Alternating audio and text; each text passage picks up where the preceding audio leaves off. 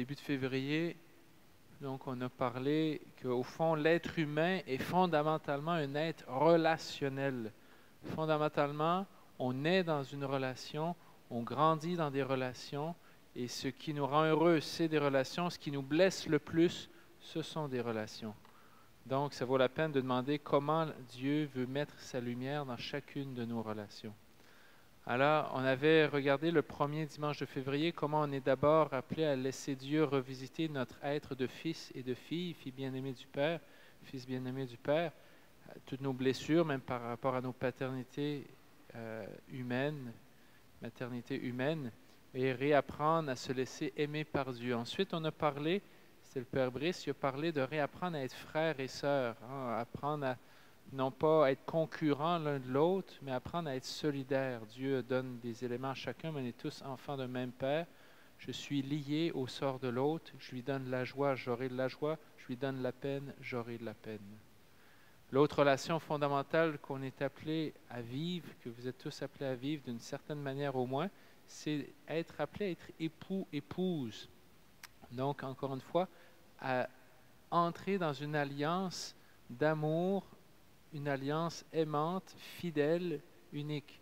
Encore une fois, il y a les alliances de mariage, mariage humain, naturel, avec le sacrement, c'est magnifique. Mais même toute personne, homme ou femme, est appelée à faire des alliances, peut-être en se donnant dans une communauté, mais aussi toute personne, fondamentalement, est appelée à faire alliance avec Dieu. Toute la Bible nous le dévoile comme étant l'époux de l'humanité, celui qui veut s'unir fidèlement à nous. Qu'est-ce qui reste comme relation fondamentale? Eh bien, il reste cet appel fondamental à être père et mère. Être père et mère. Dieu nous a créés à son image. Genèse dit ça, homme et femme, il les créa à son image.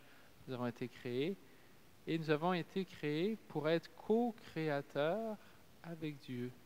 Co-créateurs avec Dieu. C'est-à-dire que ce que je reçois, je suis appelé à le partager. C'est vraiment l'aboutissement, normalement, du déploiement des grâces reçues. Donc, ça vaut pour la vie biologique, cette vie biologique que j'ai reçue.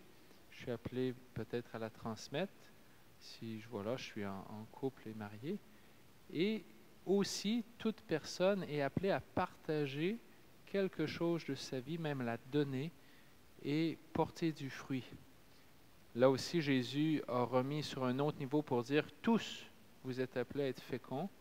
C'est entre autres dans Saint Jean au chapitre 15, verset 8, où il dit « La gloire de mon Père, c'est que vous portiez beaucoup de fruits. La gloire de mon Père, c'est que vous portiez beaucoup de fruits. » C'est un bel appel à la paternité, la maternité. En même temps, c'est des appels qui nous font peur parfois. On peine des fois à sortir de notre petite vie de jeune adulte ou vous connaissez l'expression, les tanguis. Alors, on reste dans notre confort, etc. Et on n'assume pas l'étape suivante qui est d'assumer des responsabilités, de se donner, à notre tour prendre soin de d'autres. Donc, c'est vraiment un appel à Dieu. Donc, j'aimerais aujourd'hui qu'on s'arrête sur comment faire de nouveaux progrès. Donc, je vais m'adresser tantôt aux messieurs, tantôt aux mesdames. Comment faire ensemble de nouveaux progrès pour donner notre vie. Donner notre vie. Fondamentalement, encore une fois, être père et mère, c'est quoi?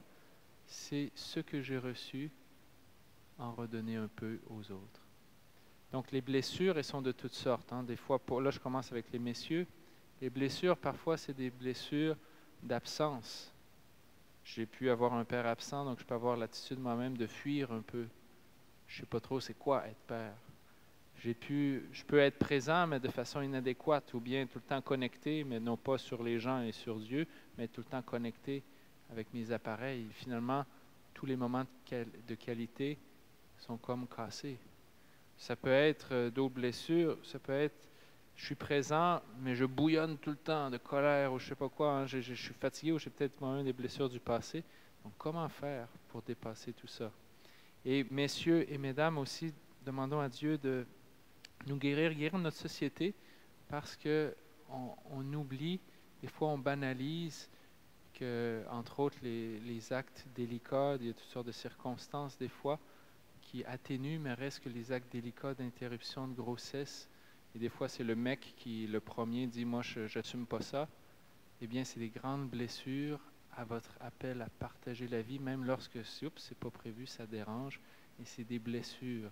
Faites attention pour ne pas, ne pas vous blesser vous-même et de ne pas blesser ceux qui vous entourent.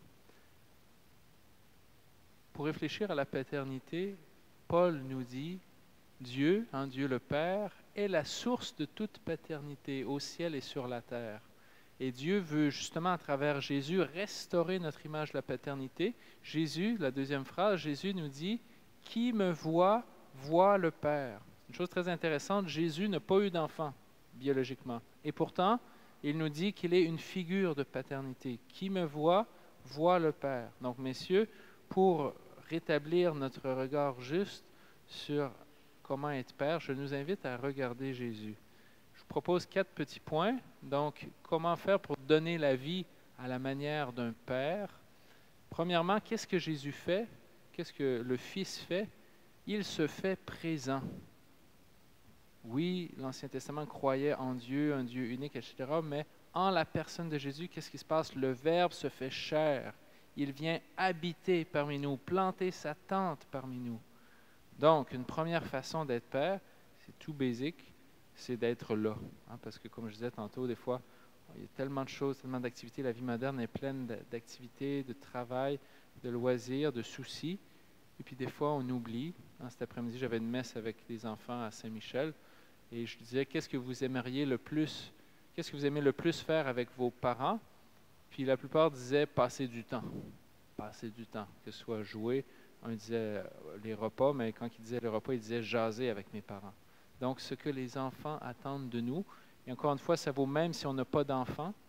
C'est-à-dire, lorsqu'on veut donner un peu de la vie spirituelle, ou donner quelque chose à quelqu'un qu'on sent qu'il a besoin, la première chose qu'on peut lui donner, c'est du temps. Du temps. Et pour leur donner du temps sans tout se vider, faites comme Jésus aussi. Qu'est-ce que Jésus fait? Il donne du temps aux gens, mais très souvent, on dit qu'il était parti, les gens le cherchaient, ils ne le trouvaient pas. Qu'est-ce qu'il faisait? Il était parti se remplir. Il passait du temps aussi avec son Père des cieux, source de toute paternité. Donc, messieurs, n'oubliez surtout pas de prier pour être capable de donner du temps de qualité à ceux qui vous aiment. Qu'est-ce que faisait Jésus? Deuxième point. Marc nous dit qu'il parcourait villes et villages, proclamant la bonne nouvelle du salut, guérissant aussi. Donc, un premier point, Jésus enseigne. Jésus enseigne. Très souvent, on délègue un petit peu l'affaire de prendre soin, de dire les choses. La maman, on dit, elle fait bien ça, ça lui fait plaisir, moi je lui laisse. J'assume mon rôle, mais je lui délègue.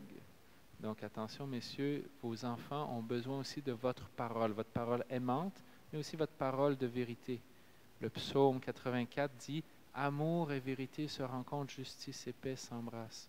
Et entre autres, le Père est appelé à donner des repères.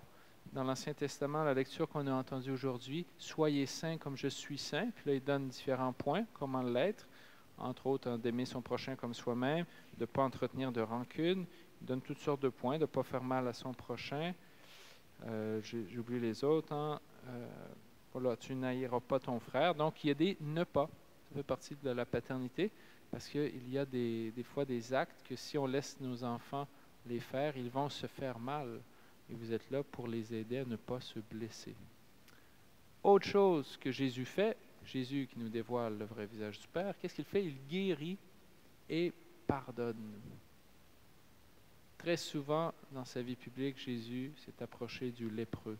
Jésus a chassé des démons. Jésus a guéri un aveugle, des sourds, etc. Donc, on est là pour guérir et non pas blesser. Messieurs, nous sommes parfois blessés. Je nous dis attention parce qu'un adulte blessé peut devenir blessant. Et c'est comme ça qu'on répète la cascade de blessures de génération en génération. Si vous sentez qu'il y a des bébites pas réglées du passé, il faut avoir le courage de les affronter. Parce que sinon, le père Bourquette disait, ma plus grande motivation de vouloir guérir mes blessures du passé, c'est que si je ne les guéris pas, je sais qu'un jour, moi, je vais être blessant envers quelqu'un. Ça va être dur à réparer. Donc, affrontons nos bébites, confions-le au Seigneur, peut-être dialoguons avec des ressources, des aides, des prêtres. Pourquoi pas, si on a besoin d'une aide plus approfondie de psychologue ou autre, faisons-le. Il y a des agapé-thérapies, entre autres en Yokakuna, il y a Trois-Rivières, des lieux pour visiter nos histoires, les remettre dans la miséricorde de Dieu qui guérit, mais ne laissons pas couver des blessures qui pourraient exploser et ça va faire du dommage pour tous. Donc guérir, appeler à guérir, pardonner. Le Père, Jésus dit, comment, c'est l'évangile d'aujourd'hui, comment être une bonne image du Père, c'est en faisant briller le soleil sur les justes et sur les méchants. Donc, pas juste faire du bien à ceux qui font du bien, mais même faire du bien à quelqu'un qui n'a pas fait du bien. Jésus a donné une magnifique parabole dans laquelle il place un père, c'est la Luc 15, cette parabole de l'enfant prodigue, qui de façon un petit peu insultante part avec tout l'héritage, et puis, après s'être retrouvé un petit peu dans la chenoute, eh bien, il revient pauvre, blessé, humblement vers son père. Quelle attente lui donne son père, quel retour il lui donne? Bien, c'est un retour de miséricorde. Il est tout content, il ne le rabaisse pas plus. Il lui dit, mon fils qui était mort est revenu à la vie, allez tuer le veau gras, donnez-lui une bague aux pieds, donnez-lui des sandales, donnez-lui la tunique blanche. Donc, soyez des pères non seulement pour engendrer une fois votre enfant, mais soyez capables de les réengendrer lorsque peut-être ils avaient fait des choix de mort. Il faut peut-être leur redonner la vie par le pardon. Mais comme je l'ai dit, on n'est pas parfait, vous n'êtes pas parfait, je ne suis pas parfait. Des fois, c'est nous qui faisons les gaffes. Donc, soyez donc des modèles et des premières personnes à demander pardon. Demander pardon. Des fois, notre orgueil, on se dit, ben, je ne vais pas demander pardon, je vais perdre mon autorité. Non, non, non. Vous allez conforter votre autorité et vos enfants vont être capables de faire la nuance entre, justement, quand vous êtes dans la lumière, ça va les aider à avoir un bon jugement. Quand vous êtes dans la lumière, vous faites bien, ils vont l'apprécier. Quand vous avez un peu dépassé par l'impatience ou autre, ils vont dire, ben, j'aime papa parce qu'il est capable de le reconnaître. Il est capable de le reconnaître et de demander pardon. Dernier point, Jésus, qu'est-ce qu'il fait? Il nous dévoile aussi le Père. Jésus, il nous dit, va-t'en, va dans toutes les nations, faites des disciples. Jésus envoie, il nous pousse en bas du nid et il pousse les disciples en bas du nid. En même temps, il les équipe. Il ne fait pas juste les pousser, il les équipe. Il dit, je ne vous laisserai pas orphelins, je vais vous envoyer d'auprès du Père l'Esprit Saint qui vous enseignera toutes choses nouvelles. Donc, il ne nous laisse pas tout seuls, mais il nous envoie vraiment et il nous dévoile les charismes. Jésus dit aux uns aux autres ce qu'ils ont comme grâce en tant que Père. N'oubliez pas de rappeler à vos enfants qu'est-ce qu'ils ont comme grâce. Si un tel est bon à chanter, ben dites-lui qu'il est bon à chanter. Si un autre est bon manuellement, encouragez-le. Si l'autre est bon en maths ou etc., en ingénierie, redites-lui, confirmez-le dans sa grâce pour qu'il ait assez de confiance en lui, votre enfant, ou les autres personnes que vous voulez aider, pour qu'il ait assez de confiance pour dire, j'ai ce qu'il faut pour affronter les défis du monde et pour, à mon tour, donner la vie au monde. C'est bon? Bon petit défi pour messieurs. Être là, enseigner, guérir et pardonner, envoyer en mission. Mesdames, donner la vie à la manière d'une mère. Encore une fois, ce n'est pas du tout exhaustif. J'ai prié, puis voici, je vous dis ce qui est monté. Donc, premièrement, là, j'ai regardé un petit peu plus la figure de Marie, la Vierge Marie. Et on voit dans son appel à la maternité, l'ange Gabriel vient vers elle et lui propose, veux-tu être la mère du Fils de Dieu? Veux-tu porter, non seulement tenir dans tes bras en passant, mais porter? À quelque part, il y a comme une durée dans la maternité. Le gars, ben, voilà, il met une semence un soir, et puis la femme, c'est pendant 9 mois que vous le portez dans vos entrailles. Il y a quelque chose de la durabilité. Vous êtes comme ce terreau, cette serre chaude qui fait que c'est le milieu, le contexte où la vie fragile peut pousser. Vous êtes appelés à être vraiment comme cette serre chaude pour porter la vie. Demandez à Dieu la grâce de le faire. Et le pape François, dans sa lettre sur l'Évangile de la vie, la joie dans les familles, il disait, j'invite les mères à être vigilante sur la joie. Je vous lis un petit paragraphe 171 du pape François. Il dit à toutes les femmes enceintes, je voudrais demander affectueusement, protège ta joie, que rien ne t'enlève la joie intérieure de la maternité. Cet enfant mérite ta joie. Ne permets pas que les pleurs, les préoccupations, les commentaires d'autrui ou les problèmes éteignent cette joie d'être instrument de Dieu pour apporter une nouvelle vie au monde. Occupe-toi de ce qu'il y a à faire ou à préparer, mais sans obsession, et comme Marie en dit ton Magnificat, mon âme exalte le Seigneur, exulte mon esprit en Dieu, mon Sauveur, parce qu'il s'est penché sur son humble servante. Demande au Seigneur, dit encore le pape François, de protéger ta joie pour que tu puisses la transmettre à ton enfant. Donc accueillir, porter la vie, mais dans la joie.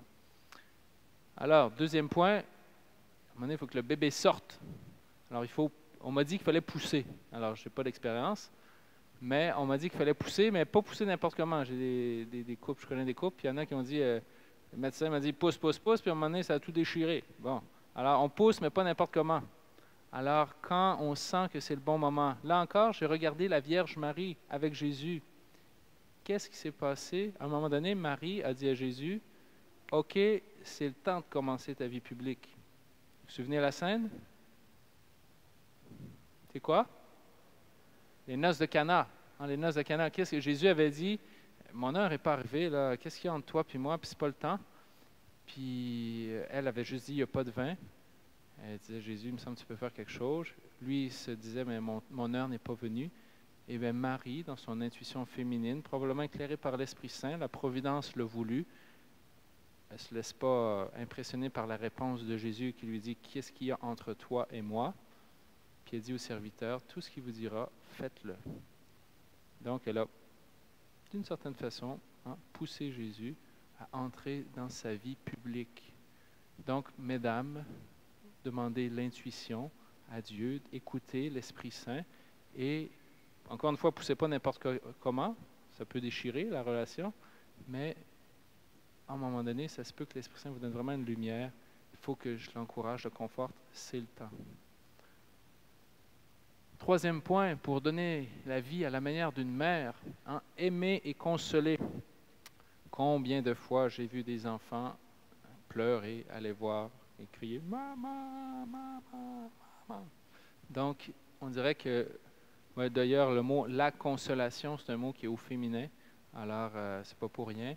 Alors, je vous encourage, mesdames, à faire de nouveaux progrès dans ce chemin, parce que des fois, à cause de la fatigue, à cause de toutes sortes de défis, ça se peut qu'on n'ait plus le courage, qu'on n'ait plus de force pour consoler, puis on se met nous-mêmes à être irrités et irritants.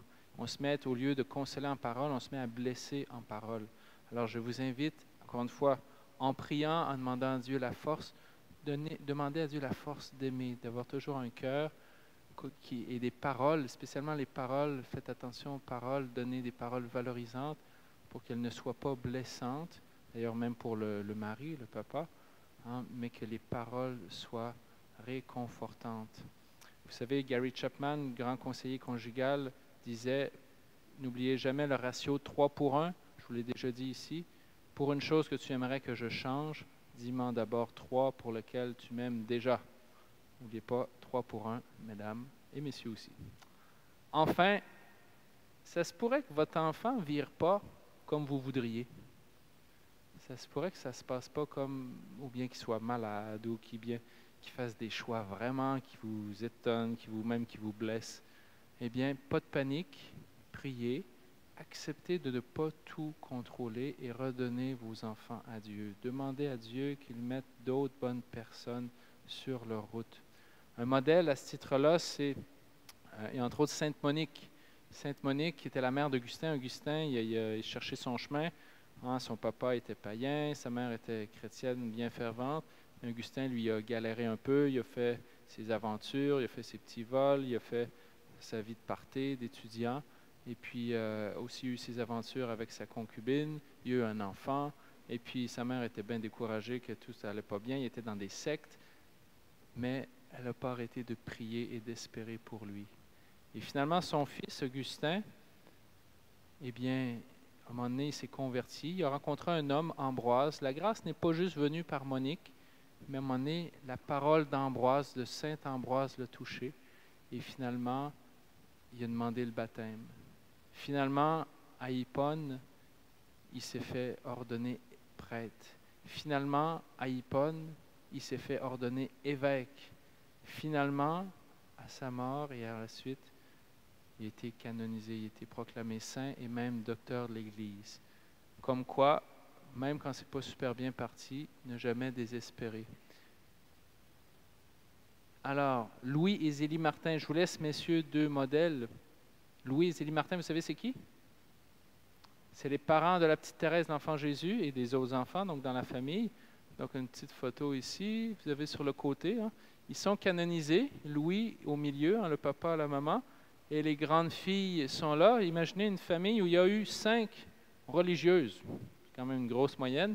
Les gars ne sont pas devenus religieux ou prêtres, en fait, sont décédés en bas âge. Ça peut arriver qu'il y ait des blessures pas prévues. Hein, eux, ils ont connu ces souffrances-là de perdre des enfants en bas âge. Entre autres, c'est les garçons qui sont décédés. Mais pourquoi je vous parle d'eux, c'est qu'ils ont eu, entre autres, ça n'a pas toujours été facile et simple, ils ont eu de la joie d'accepter les chemins étonnants de leurs enfants. Hein, qu'une rentre chez les religieuses, wow, 2, oh, bravo. 3, ben là, OK. 4, finalement, tous mes enfants. Ça prend un détachement. Et la petite Léonie, celle qui est en noir à côté de Zélie, elle s'appelle Léonie.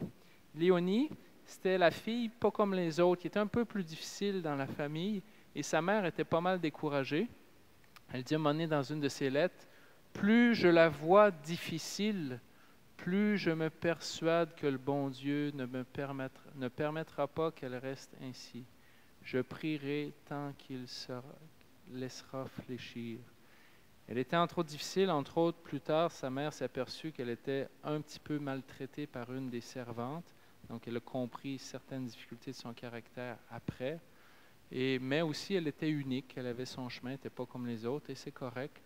Donc, comme Zélie, continuons d'espérer contre toute espérance. Voilà, l'autre modèle, Joseph, Marie, l'enfant Jésus. Alors Seigneur, on se tourne vers toi. Viens nous aider à entrer dans cet appel à donner la vie. Encore une fois, il y a cette vie biologique, mais plus encore, cette vie surnaturelle. Tu veux que nos talents portent du fruit, qu'on fasse du bien à d'autres, même si on est célibataire, religieux ou prêtre ou marié. Viens, Seigneur, nous aider à entrer dans cette dynamique de don. Tu sais bien qu'on est parfois blessé, qu'il nous manque, on a toutes sortes de manques. Notre temple de l'Esprit Saint est parfois un peu abîmé. Mais Jésus, répare ta maison, réenvoie en nous cet esprit d'amour qui guérit. Jésus, toi qui as promis d'envoyer l'Esprit à ceux qui te prient, ô Dieu, pour porter au monde ton feu. Voici l'offrande de nos vies. Jésus,